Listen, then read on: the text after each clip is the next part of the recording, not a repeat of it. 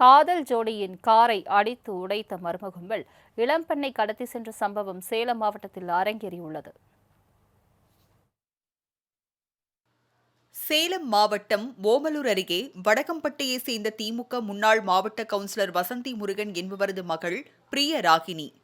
இவரும் தோப்பூர் பகுதியை சேர்ந்த கார் ஓட்டுநர் கலைச்செல்வனும் கடந்த 5 ஆண்டுகளாக உயிருக்கு உயிராக காதலித்து வந்தனர். இவர்களின் காதலுக்கு பிரியாவின் பெற்றோர் கடும் எதிர்ப்பு தெரிவித்தனர். காதலில் கசிந்துருகிய இருவரும் வேறு வழி தெரியாமல் கடந்த 4ஆம் தேதி பெற்றோர் எதிர்ப்பை மீறி வீட்டை விட்டு வெளியேறினர். கிருஷ்ணகிரி முருகன் கோவிலில் கலைச்செல்வனும் பிரிய ராகினியும் திருமணம் செய்து கொண்டனர்.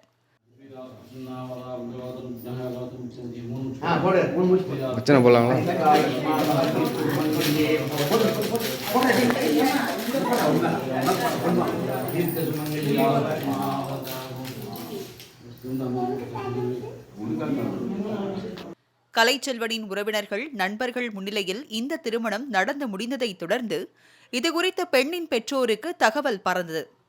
திருமணம் நடந்தாலும் சரி, தங்கள் வீட்டு பெண்ணை மீண்டும் அழைத்து வருவது மட்டுமல்லாமல் மகளை இழுத்து சென்ற கலைச்செல்வனை சும்மாவிடக் கூடாது என பெண்ணின் பெற்றோர் அடியாட்களுடன் கிளம்பியதாக தெரிகிறது.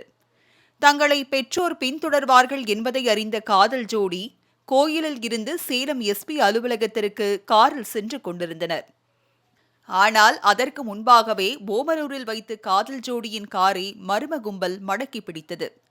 காதல் திரைப்பட பாணியில் கலைச்செல்வனை அடித்து கொடூரமாக தாக்கிய கும்பல் பிரிய ராகினியின் கழுத்தில் கட்டப்பட்ட தாலியை ஈரம் காய்வதற்குள் அறுத்து தூக்கி வீசிவிட்டு பெண்ணை கடத்தி சென்றனர்.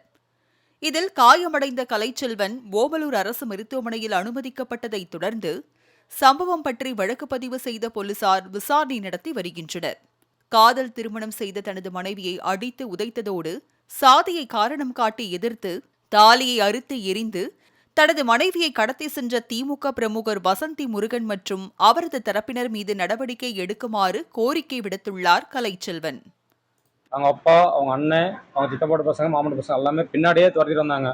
வந்தவொடனே என்ன பண்ணாங்கன்னா, ஃபர்ஸ்ட் என்ன வந்தவொடனே ஒரு பெரிய கள்ளத்துக்கு மண்டையில் அடிச்சாரு. அடிச்சு உடனே பாருங்க ரத்தம் பாருங்க ஊத்திருச்சு.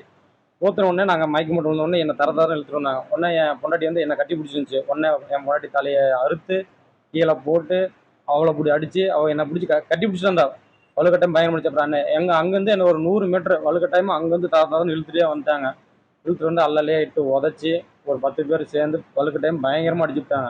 என்ன மட்டும் விட்டுட்டு அவங்க வந்து பொண்ணை மட்டும் தூக்கிட்டு போயிட்டாங்க. இப்போ நான் என்ன கேட்குறேன்னா, நான் வந்து கல்யாணம் பண்ணிட்டேன் பொண்டாட்டியை, எனக்கு அவள் வந்து இப்போ வேணும். இதுதான் என்னோட கோரிக்கை.